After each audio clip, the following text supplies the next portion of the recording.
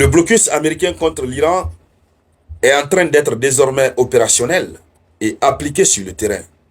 Oui, à en croire aux informations qui sont diffusées par le CENTCOM, le Centre de commandement américain pour le Moyen-Orient. Alors, l'armée américaine vient d'annoncer avoir empêché 6 navires de quitter les ports iraniens dans les premières 24 heures. Donc, ces dernières 24 heures, l'armée américaine a refoulé plus de 6 navires iraniens. Cela sous-entend quoi? Que désormais, le détroit serait contrôlé par l'armée américaine. C'est ce que ça veut dire. Ça, ce sont les paroles d'une partie. On ne va pas prendre en argent comptant. On attend de voir la confirmation de la part des Iraniens. Mais ce qu'il faut constater déjà, c'est que l'Iran ne s'est pas encore engagé dans la lutte contre le blocus. L'Iran s'est plutôt engagé dans une lutte juridique permettant à l'Iran de peaufiner et de finaliser tous ces témoignages à l'international, puisque l'ONU a été saisie pour que le Conseil de sécurité puisse savoir que l'Amérique est dans une violation grave de la souveraineté de l'Iran. Et que si rien n'est fait, l'Iran va réagir de façon très sévère. Donc selon les CENTCOM, aucun navire n'a réussi à franchir le blocus. Or, nous avons appris que, malgré tout, 2 navires iraniens sont passés. Alors, selon les CENTCOM toujours, 6 navires marchands ont été contraints de faire demi-tour. Les moyens engagés sont massifs. Plus de 10 000 soldats américains sont dans le détroit d'Ormuz. Plus d'une dizaine de navires de guerre, des dizaines d'avions. Et Washington précise que le blocus est appliqué de manière impartiale à tous les navires, quelle que soit leur nationalité. Et donc, Washington revient certainement de façon indirecte sur la question évidemment du passage des navires chinois, puisque il a été dit que Washington était en train de faire un blocus sélectif. Hein, il y a des navires qu'on laisse passer, d'autres sont bloqués. Mais cette précision qui vient d'être donnée par le CENTCOM, ils disent que tous les navires sont concernés. Ça veut dire que nous sommes en face d'un blocus total. Il faut donc dire que la réalité est claire. Le blocus n'est plus politique. Il est militaire et effectif. Mais il reste à savoir combien de temps ce blocus va durer. Alors, la première question qu'on se pose, est-ce que le refoulement des navires iraniens marque le passage à une phase de confrontation directe? Voici la question qui se pose. Pourquoi ce sont seulement des navires iraniens qui ont été refoulés? D'autres navires n'ont pas tenté de passer. Voici autant de questions qu'on se pose.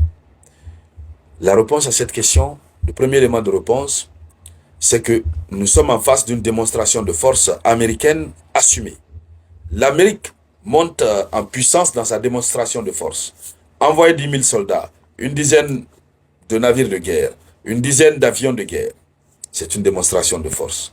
C'est une manière de continuer à mettre la pression sur l'Iran pour que l'Iran change d'avis. Le deuxième élément qu'il faut dire, et on passe d'une crise diplomatique, politique à une action militaire concrète. Oui, l'Amérique passe à une projection de sa puissance. Parce qu'il faut démontrer que c'est la grande Amérique qui a tous les moyens, qui est puissant. Et donc, le deuxième élément de réponse, selon cette annonce, cela ressemble beaucoup plus à une prise de contrôle dans les faits du trafic maritime, que ce soit à Hormuz ou dans les ports iraniens. Mais, comment les Iraniens peuvent être là en train de dormir? On prend Hormuz en otage, on prend leurs différents ports en otage, et que jusque-là, qu'on n'apprenne pas qu'il y ait eu des échanges de tirs. Peut-être, comme on le disait, l'Iran est encore en train de finaliser la procédure judiciaire. Tout ce qui est nécessaire pour que l'Iran puisse être dans les règles juridiques du démarrage du conflit. Puisque si vous dites qu'un État viole votre souveraineté, vous devez être en mesure de saisir l'institution internationale compétente, l'en informer. Et c'est lorsque ce procédé ne marche plus que l'Iran peut engager des hostilités directement. Certains vont dire, mais l'Iran n'a pas besoin d'aller voir l'ONU, puisque l'ONU c'est un soutien à l'Occident. L'ONU est derrière tout ça. Oui, certains le diront, mais l'Iran cherche toujours à avoir des preuves concrètes avant d'agir. Parce que l'Iran sait que ses agissements sont souvent sans limite. Le troisième élément de réponse, la ligne rouge est franchie vis-à-vis de l'Iran. Si cette information se confirme, c'est que la ligne rouge que l'Iran a tracée a été franchie. Empêcher un pays de commercer, donc empêcher les navires iraniens de sortir, c'est empêcher le pays de commercer, c'est un acte extrêmement grave. Oui, c'est proche d'un acte de guerre économique et stratégique. Et c'est évidemment la guerre économique et stratégique que Washington cherche à imposer à l'Iran. L'Iran ne peut pas laisser durer ça sans réagir, il faut être très clair. La confrontation à Hormuz devient inévitable dans un laps de temps. Alors, la deuxième question qu'on se pose, quel scénario de riposte et d'escalade après ces premiers refoulements? Comment est-ce que l'Iran va riposter? Et qu'est-ce que cela peut entraîner en termes d'escalade? Toujours, ce sont les mêmes méthodes que l'Iran est censé utiliser. La riposte asymétrique iranienne, qui est très probable, c'est-à-dire que l'Iran commence à utiliser des drones contre ses navires américains, les harcèlements navals à travers les vedettes rapides, les mines maritimes qui sont déjà enfouies dans les fonds marins. Et donc l'Iran ne va pas affronter frontalement. En tout cas, c'est un scénario. L'Iran n'est pas souvent dans la logique d'affrontement frontal. L'Iran peut utiliser la présence américaine. L'Iran va user la présence américaine, c'est-à-dire les fatiguer pendant qu'ils sont là. Faire épuiser leurs ressources et tout ce qui peut leur permettre de se battre. Voici la première hypothèse. La deuxième hypothèse, on a le risque d'un incident militaire immédiat. Un navire qui refuse d'obéir peut se voir être tiré. Des tirs d'avertissement peuvent dégénérer. Et si cela arrive, on est toujours en face de l'escalade galopante. Et donc, le troisième élément de réponse, nous sommes en face d'une internationalisation rapide du conflit. Puisque la Chine la Chine s'est déjà opposée au blocus, l'Europe s'est opposée, les pays du Golfe, beaucoup sont opposés.